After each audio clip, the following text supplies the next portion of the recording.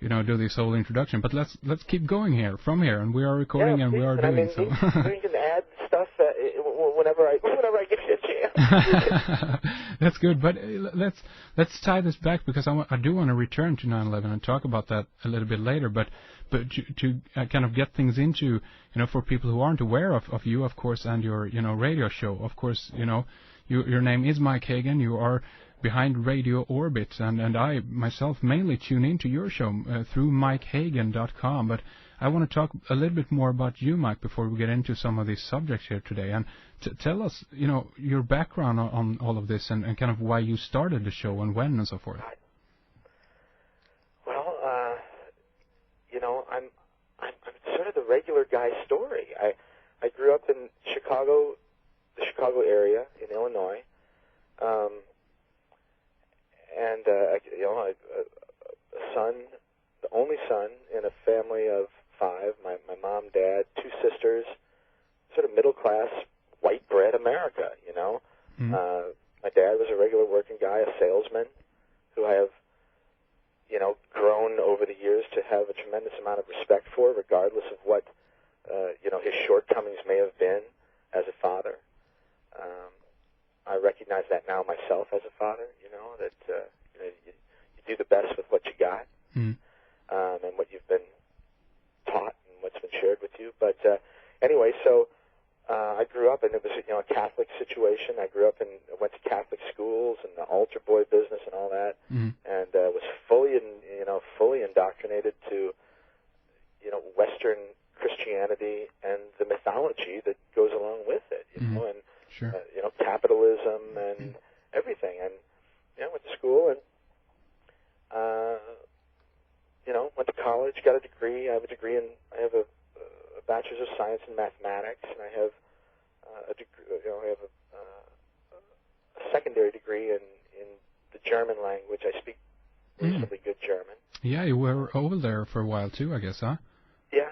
I lived there for what some people might consider a long time, back in 1989 and 1990. A really interesting time, as a matter of fact. As you know, back then in Germany, outrageous things happening. Sure, yeah. And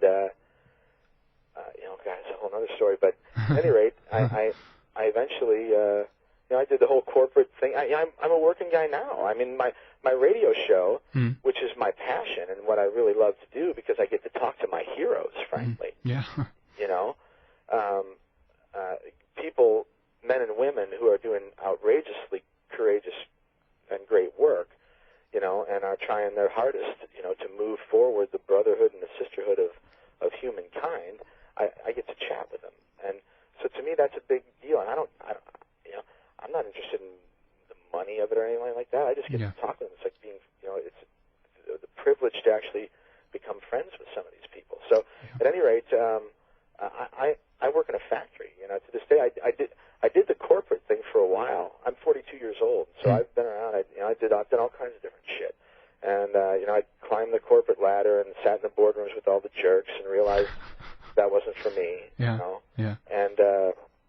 And I know the agendas that are unfolding in these places. I mean, I realize that I'm not Pollyanna-ish about what people, men in particular, and women to a certain extent, are capable of.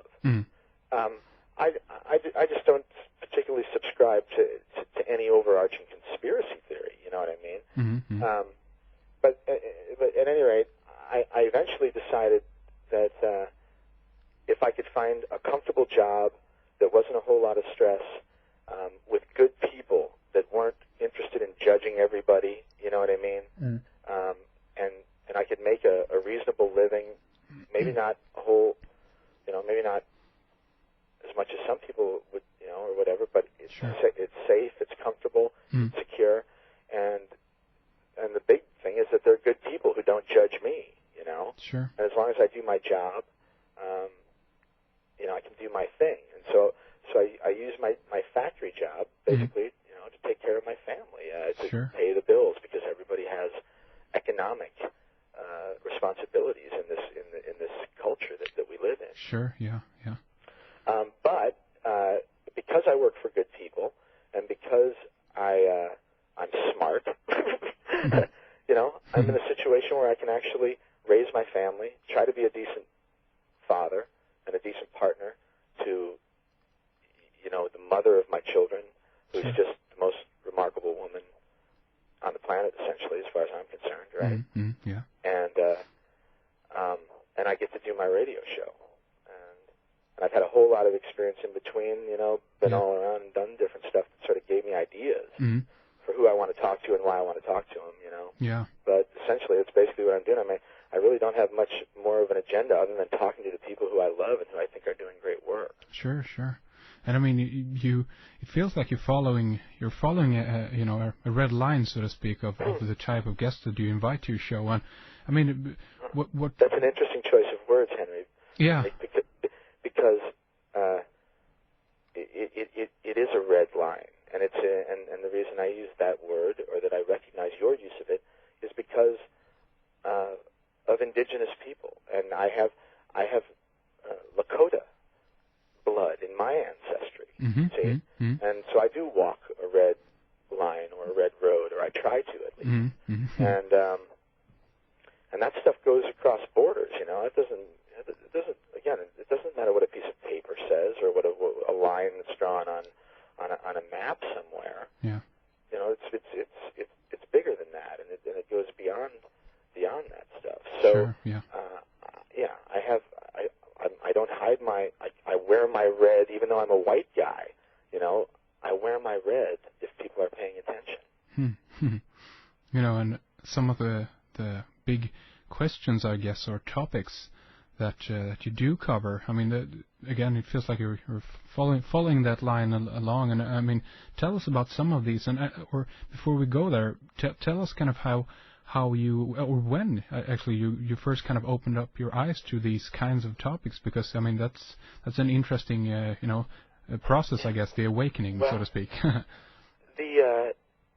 I guess everything begins as a child, and my formative experiences. I had a good family and all that, whatever that means. In other words, my parents were good to me. They provided a place that was safe, and they didn't hurt me. They loved me essentially. Even though my dad had lots of issues of his own, like so many men in our culture, drank too much and was verbally abusive of women and a lot of stuff, that we're all familiar with. But the reason that men do this is because of their models. We're going on 4 or 5 generations now of very bad modeling. And so, we have men who are confused and jerks and don't understand what it really means to be a man. And we have women who are confused and don't understand what they actually need in a man, or what it means to be a woman. So we've got a whole bunch of confusion. You can argue whether it's being, whether it's intentional by design, and certainly there is plenty of evidence that there are groups out there that love it when we're confused. Sure, indeed, yeah. The fact is, they're confused too. You see? Yeah, of course. Everyone's confused. Nobody really knows what's going on. I think that's the beauty, sort of, the whole thing. It's that everybody wants to think that someone's in control. In other words, it gives us some sort of comfort, whether it's the Greys or the Communist Party or the Vatican or the Masons or or whoever. It's like we want to think that someone's that the neocons, someone's in charge. The truth of the matter is that no one's really wants to face it. That no one's in charge. No one's in control. We're just a bunch of silly monkeys, and